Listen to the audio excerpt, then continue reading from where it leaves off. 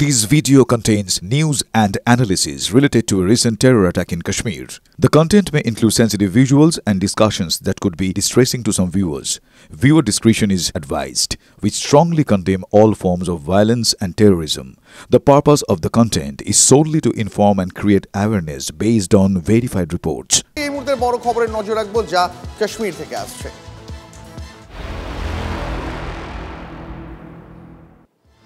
এই মুহূর্তে যে খবর পাওয়া যাচ্ছে পেহেলগাঁওয়ে হত্যাকারী জঙ্গিদের খোঁজে তল্লাশি জারি রয়েছে জম্মু কাশ্মীরে। দক্ষিণ কাশ্মীরের পুলওয়ামায় জঙ্গিদের সঙ্গে নিরাপত্তারক্ষীদের জোর গুলির লড়াই। UEM Jaipur is a perfect target for prospective students aspiring for good jobs, good education with future-ready skills.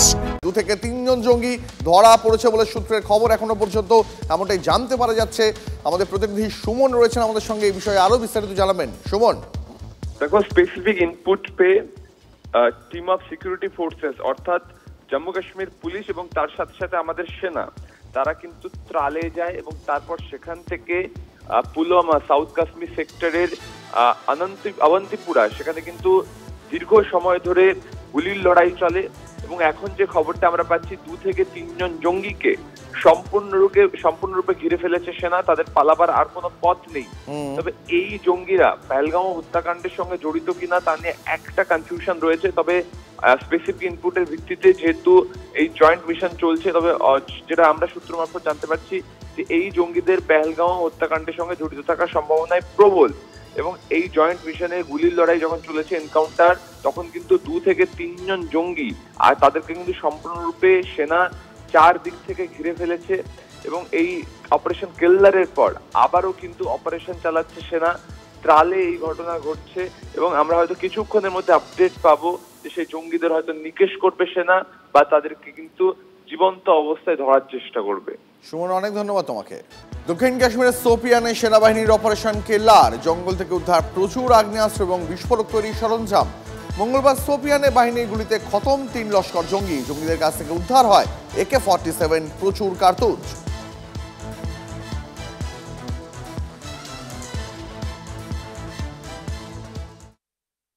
এই মুহূর্তে আমরা যে জায়গায় রয়েছি, সোপিয়ানের মাটিতে যে এনকাউন্টার হয়েছে, সেই এনকাউন্টারে যা যা জঙ্গিদের কাছে ছিল সেই প্রত্যেকটা বিষয় এই মুহূর্তে সেনাবাহিনী তারা দেখাচ্ছে। যে সমস্ত জ্যাকেট তারা ক্যারি করছিল, যে সমস্ত ব্যাগ তারা ক্যারি করছিল, খাবার দাবার তাদের সঙ্গে ছিল, তারা দীর্ঘদিন ধরে জঙ্গলের মধ্যে লুকিয়েছিল এবং সেই কারণে ড্রাই ফ্রুটস এবং বিস্কিট তারা রেখেছিল। সবথেকে গুরুত্বপূর্ণ, তাদের কাছে যে ধরনের বন্দুক ছিল, ম্যাগাজিন ছিল এবং যে ছবি আমরা দেখতে পাচ্ছি, ভারতীয় নোট তাদের কাছে ছিল। যে খবর আমাদের কাছে আছে যে মূলত এরা প্রত্যেকেই সোপিয়ানের স্থানীয় ব্যক্তি। কিন্তু যেটা সব থেকে বেশি চমকে দেওয়ার মতো ছবি, তা হচ্ছে যে পরিমাণ বুলেট এদের কাছে ছিল, তাতে কিন্তু দীর্ঘক্ষণ ধরে এরা নিরাপত্তা বাহিনীর সঙ্গে লড়াই চালিয়ে যেতে পারে। অর্থাৎ এবারে যেটা সব থেকে গুরুত্বপূর্ণ প্রশ্ন, যে সোপিয়ানের এই জঙ্গিদের পাশাপাশি আরও কোন কোন জঙ্গি এই মুহূর্তে জঙ্গলের মধ্যে লুকিয়ে রয়েছে এবং তাদের কাছে কী ধরনের অ্যামিউনিশন রয়েছে, সেই প্রশ্নটাই এই মুহূর্তে সব থেকে গুরুত্বপূর্ণ। তার কারণ মাত্র 3 জনের কাছ থেকে যে পরিমাণ অস্ত্র উদ্ধার হয়েছে, সেই পরিমাণ অস্ত্র বা তার থেকেও বেশি অস্ত্র বা এই ধরনের বিভিন্ন ধরনের বোম, সেগুলি কিন্তু অত্যন্ত স্বয়ংক্রিয় এবং সাধারণভাবে এই এলাকায় পাওয়ার কথা নয়। প্রত্যেকটা বিষয়ের ক্ষেত্রে যাতে পাকিস্তানের সম্পূর্ণ রকম সহযোগিতা রয়েছে, পাকিস্তানের তরফ থেকে যে সমস্ত রকমের অস্ত্র সাহায্য করা হচ্ছে, তা এই যাবতীয় ছবি থেকেই আমাদের সামনে স্পষ্ট। ক্যামেরায় অনুদীপ শর্মার সঙ্গে জ্যোতির্ময় কর্মকার, TV9 বাংলা। চোর না শোনে ধর্মের কথা, আসলে পাকিস্তানও তেমনই। সন্ত্রাসের পথেই চলবে ইসলামাবাদ। আসলে শাহবাজ শরীফ, মুনিরের সেনা আর সন্ত্রাসবাদ কোথাও একটা মিলেমিশে একাকার হয়ে গেছে। আর সেই কারণেই পাকিস্তানের আমজনতাই আজ তুলোধনা করছে শাহবাজ শরীফদের।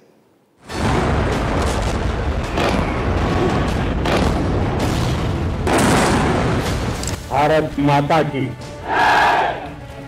भारत माता की।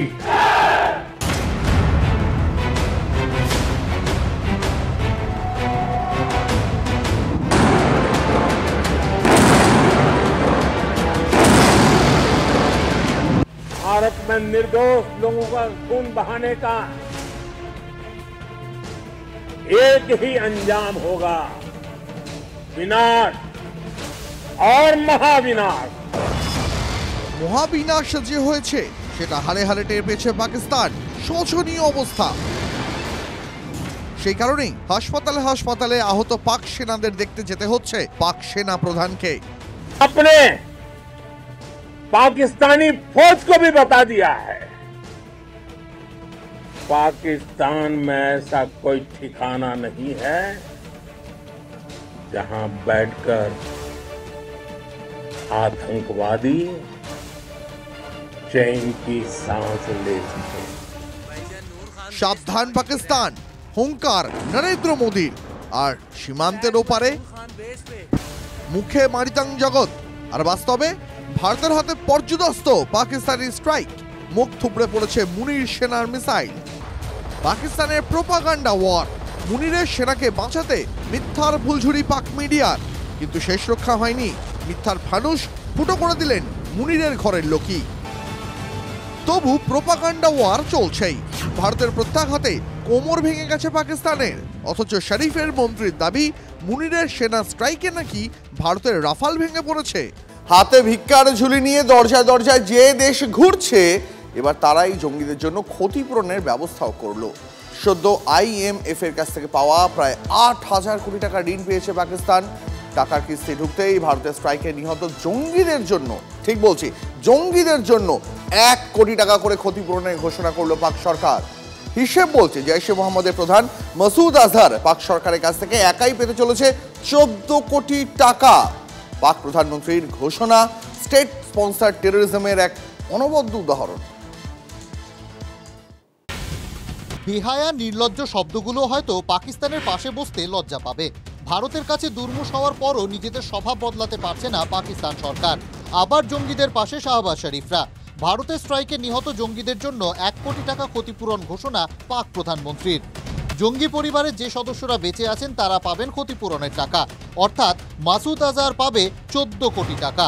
এখানেই শেষ নয়, ভারতের স্ট্রাইকে যে পাক জঙ্গি ঘাঁটিগুলো গুড়িয়ে গেছে সেই ভবনগুলো আবার তৈরি করে দেবে পাক সরকার। ভারতের স্ট্রাইকের পর থেকে ধাপে ধাপে পাক সরকার কিভাবে জঙ্গিদের লালন পালন করে তার প্রমাণ বিশ্বের সামনে তুলে ধরেছে ভারত। জঙ্গিদের শেষকৃত্যে পাক সেনার বড় কর্তাদের উপস্থিতি গোটা বিশ্বের সামনে। পাক জঙ্গিদের রাষ্ট্রীয় সম্মান দেওয়ার ছবিও ভাইরাল। আর এবার জঙ্গিদের জন্য ক্ষতিপূরণ। গত সপ্তাহে IMF পাকিস্তানকে প্রায় 8,000 কোটি টাকা ঋণ দিয়েছে। সূত্রের খবর সেই টাকার 2টো কিস্তিও নাকি ইতিমধ্যেই পেয়ে গেছে পাকিস্তান। আর টাকা হাতে আসতেই কি জঙ্গিদের জন্য ক্ষতিপূরণ ঘোষণা? এদিকে পাকিস্তানের প্রধানমন্ত্রী শাহবাজ শরীফ ভারতের প্রধানমন্ত্রীকে নকল করতে ব্যস্ত। হাজির হলেন পাকিস্তানের এক বায়ুসেনা ঘাঁটিতে, সঙ্গে মন্ত্রিসভার একাধিক সদস্য ও সেনা প্রধান আসিফ মুনির। ছবি উঠল, কিন্তু পাকিস্তানের জওয়ানরাও হয়তো জানেন IMF এর টাকা সেনার উন্নতির কাজে লাগবে না, কারণ পাক সরকার টাকা শুধু জঙ্গি কারখানার জন্যই বরাদ্দ করেছে। তবে এবার পাকিস্তান যাই করুক একটু ভেবে করুক, কারণ ভারতের প্রধানমন্ত্রী বলেই রেখেছেন অপারেশন সিঁদুর স্থগিত, শেষ হয়নি।